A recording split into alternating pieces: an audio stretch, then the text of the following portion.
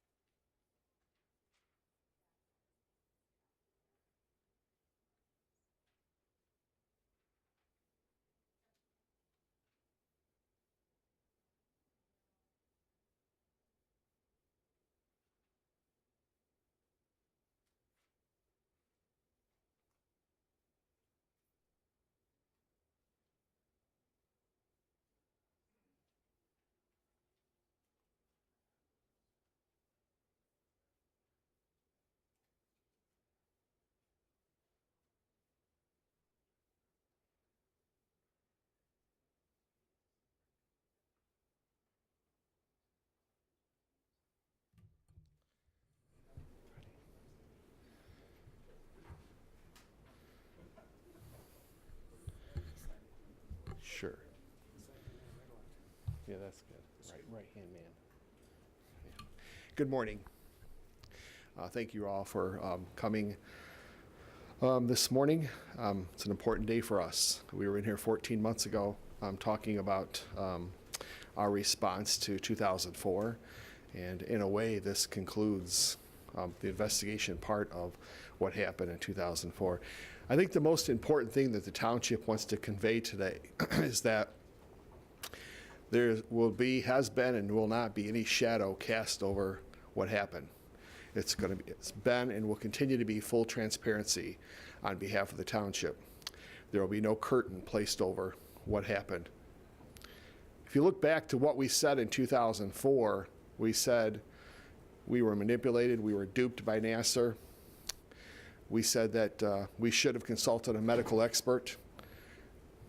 We said that we should have turned the report over to Ingham County Prosecutor's Office. We also said that we were not able to release the report based on what the Attorney General and Ingham County Prosecutor had instructed us. We provided in this investigation, as a result of what we said, we fast forward now 14 months later to the conclusion of this report. This report was provided by Ken Ouellette. It's important to know that Ken Ouellette is a retired lieutenant chosen by Brianne Randall with no input from the township. This was totally her choice on who she had performed the investigation. Ken is a retired lieutenant. In his last 5 years that the East Lansing Police Department was in charge of internal affairs. We were fully cooperative, as it's presented in this report, with the investigator. And the findings are really, in most ways, emulate what we said in 2004. Yes, we should have contacted a medical expert to verify Nassar. Yes, we should have sent it on to the county. Yes, we were manipulated. And I think we did provide the emails in this investigation from the county prosecutor and from the Attorney General's office that said we could not release the report. There are many other things that are contained in the report. But what's most important is that we continue to focus on making taking what happened in 2004 and making things better in our community in many ways. And we're going to talk about that this morning, what we have done, what we're going to continue to do. This is not the end. It's the end of the investigation part. It's the end of looking back, but we're going to look out the windshield instead of the rearview mirror as we move forward.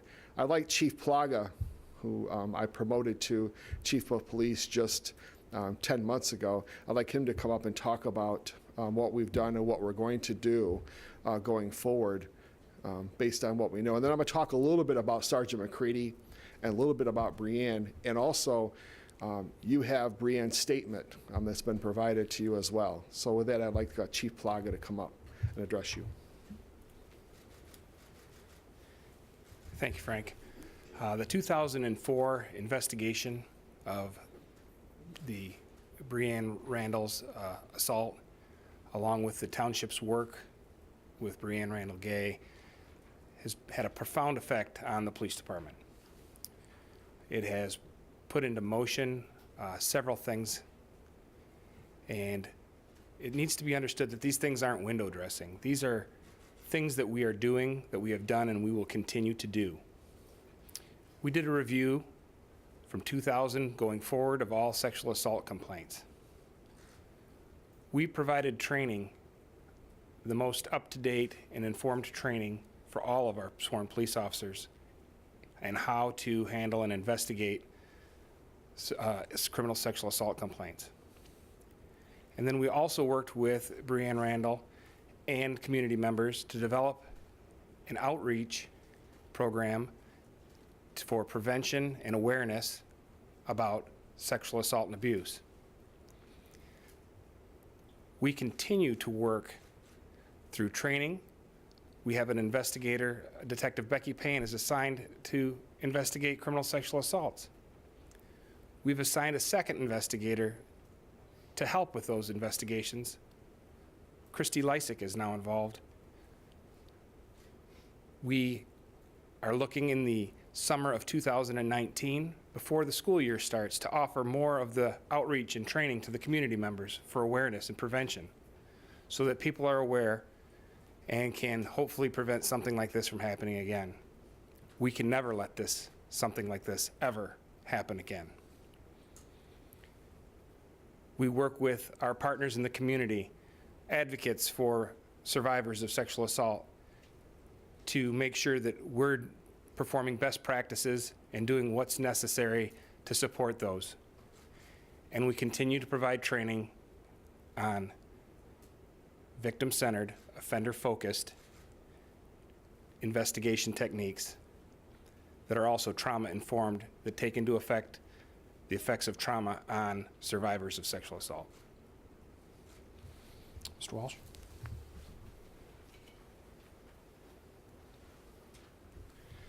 Thank you, Chief. Sergeant McCready, he's been the subject of review for the last 14 to 16 months. He's been with us since 2000. He just celebrated his 19th year of service to the township. I can tell you how Andrew has been deeply, deeply compassionate towards Brianne. I mean, they've had some private conversations. Sergeant McCready is a good man. Sergeant McCready is a good officer. We fully support him. What happened in 2004 was completely amiss. But as we look at his totality of his work over the last 19 years, he is and remains a good and solid member of our department. I hope as a community and as a department we can continue to support him. I appreciate his involvement in the investigation. It's not something that he had to do, but he did it. Brianne, you know, as of 11:15 last night, we were still texting each other back and forth. The most important thing that came out of all of this was the relationship that we developed with her. This has been all about her, not about the township, not about anything else, and making what happened right. You know, we live with, think about this, we live with what would have happened in 2004 and going forward if we'd have got it right. We live with the fact of all the young women who were manipulated by Nassar after 2004. We carry that every day. But all we can do is continue to support Brianne, and we'll do that. And we'll support her work that she started and initiated in our community that Chief Plaga just talked about going forward in 2019 and in 2020 and beyond. Call it Brianna's Law, call it whatever you want. But we're going to continue our efforts in the state and in the region to help not only victims, but also help law enforcement to be better when it comes to noticing, preventing, and reporting sexual assaults. You know, I've talked to a number of people who have been sexually assaulted, and one thing's clear, there's never closure. And we don't expect this report to be closure for Brianne, but we do hope it's a pathway to healing for her. But as far as the township is concerned, our investigative work is over. Our total focus will now be on making things better. Our supervisor, in case you have any questions after the fact, our supervisor, Ron Stike, is here in the back of the room. Trustee Pat Jackson and Treasurer Phil DeShane are in the front row as well, in the event that you have any questions. With that, we would open it up to questions that you may have at this time. Ling has the traveling microphone and would be happy to, if you have any questions, please use the microphone.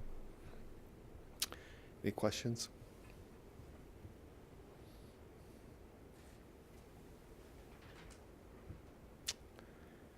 If there, yes.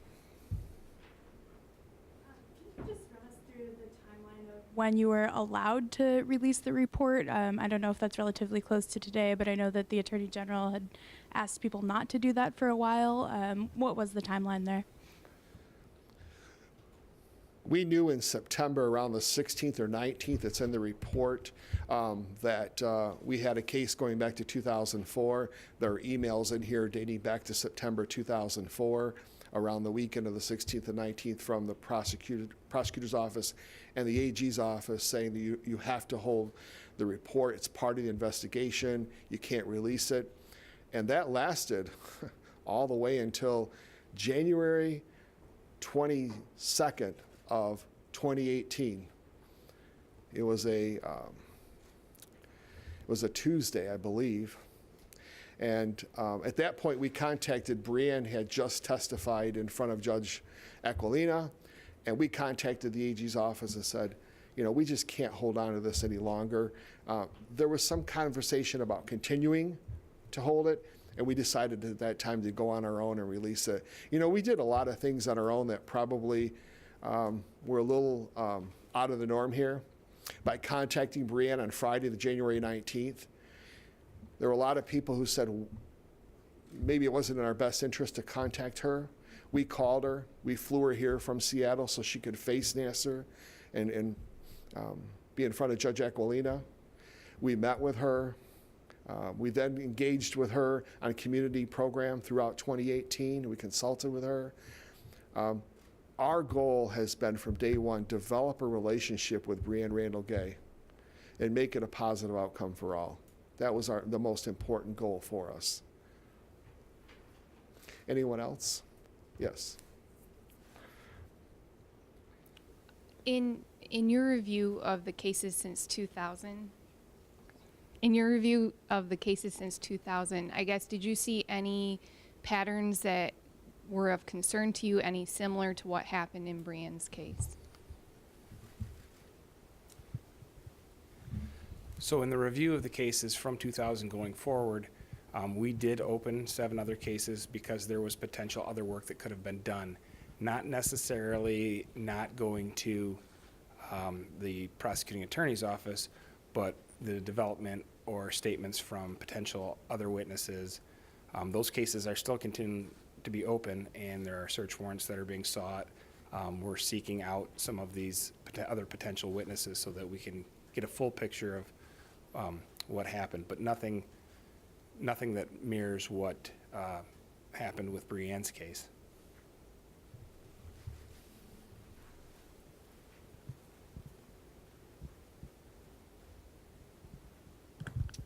You said that you've been working with Randall on some programs. What is that program exactly?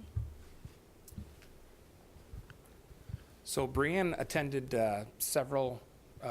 held several meetings here at the Township Hall along with other community members. There was board members that were also involved in developing awareness training. Darkness into Light, we provided 3 training sessions that were all very well attended by community members, which provided indicators and how to identify potential children that are victims of abuse, and then also what perpetrators also might look like or behave, so that citizens, community members could identify potential victims and or suspects and provide that information to the proper authorities. And those programs we're going to continue on here in the future. Also, there was quite a bit of media that was released. I was at a coffee shop, and one of the posters to bring awareness was in the coffee shop, the library, the treasurer's office has one at the counter. So those are the types of things, just to make this aware to the community.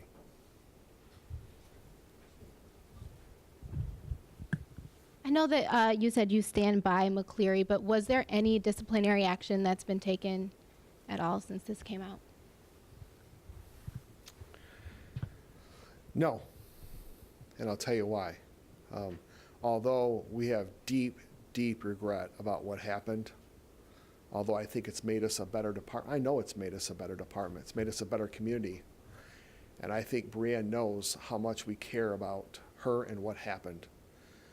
But when I look at that decision rests with me and me solely, and when I looked and completed a manager's review, I investigated from A to Z what happened back in January. I didn't have some external department come in, law enforcement department, review a law enforcement situation. I wanted to take that responsibility myself, and I reviewed everything that happened, because at the end of the day, I had to make a decision in conjunction with former Chief Hall about if any disciplinary action was going to happen. When I look at 19 years of service, when I look at all of the sexual assault complaints he's handled, Sergeant McCready, when I look at his work with homicides in this community, when I take a look at the totality of 19 years, I am not going to issue, recommend, or implement any discipline against someone who's got a great career that he's had, minus what happened in September 2004. I've been in city and township government for 30 years, and I've made big mistakes along the way, bad decisions. And I would hope people would look back and look at my 30 years rather than an isolated incident here or there.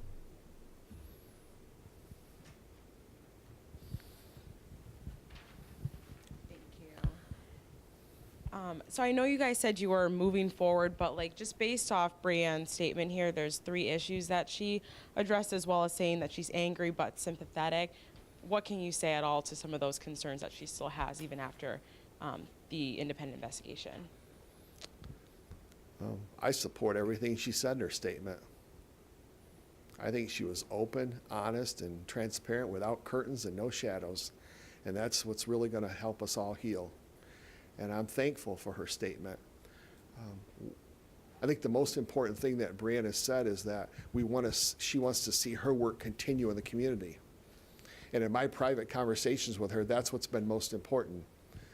And as Chief Plaga has indicated today, and I hope I have as well, we're going to continue that work well beyond the original goal that we had of 2018. We have some of the finest investigators in sexual assault in the back room here. We've done training for law enforcement across the state. We've done training in the community. We've done a lot of things, and we're going to continue doing those. So are we a better department than what we were in 2004 when this occurred? Absolutely. And that's the good thing to come out of this. But I appreciated reading her heartfelt statement. I couldn't disagree with anything she wrote. You're welcome. Can you give some concrete examples of what's changed in terms of how you investigate sexual assault cases?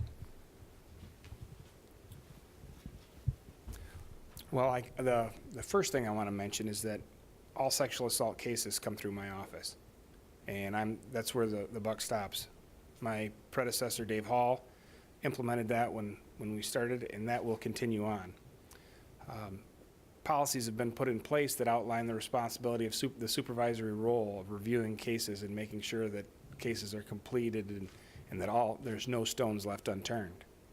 So there are policies in place about the practices. I review all sexual assault cases before they can be closed. And we are providing ongoing training in the best practices that are recognized nationally as to how to investigate a sexual assault case. Focusing on what the victim says, but focusing our investigative process on the suspect themselves, and realizing and having a comprehensive understanding of what trauma can do to somebody once they've experienced it, and how recollection can be a little disjointed. And those are the important things that we've started to train all of our people on.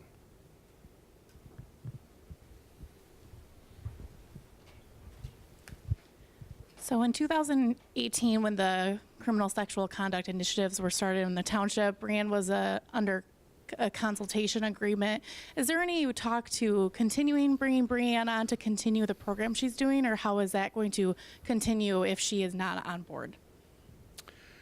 There have been no discussions. I don't think there will be. I think that the consulting arrangement that we had is behind us. I think that's probably, with her living in Washington and raising a family, I think that's probably where we're going to end up. How do we continue moving those forward? That's a good question. One thing that I appointed, there was many opportunities that I had to appoint Chief Plaga as chief. I want you all to know where I did it. I did it up in Charlevoix, Michigan, at a restaurant, and at the table was the Michigan Prosecuting Attorney's Office, Michigan State Police, Chief Plaga, and Brianne. And at that time, I notified the chief that I was promoting him then assistant chief to chief. I did that for a reason. I did that because the importance of what happened, and I wanted Brianne to know just how important that was. And she knows full well, thankfully, that we're going to continue her work, not only in the community, but taking it to the schools and taking it to law enforcement across the state. We're fully committed to doing that.